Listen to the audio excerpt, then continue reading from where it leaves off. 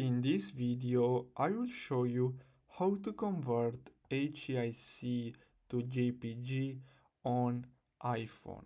So you don't have to install any apps. We're gonna do that on our iPhone or any other Apple device.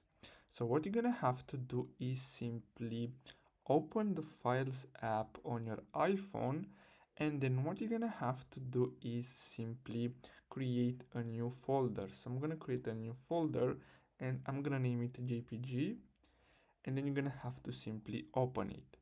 Now the next step is to simply copy your HEIC photo from your gallery, and then what you're gonna have to do next is simply paste this photo into the folder that we just created. So simply paste it, and now we have a JPG photo.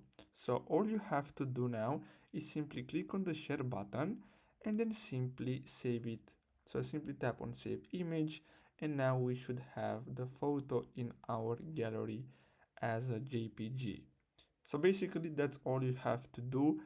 I really hope you found this video helpful. Don't forget to like and subscribe. Thanks for watching.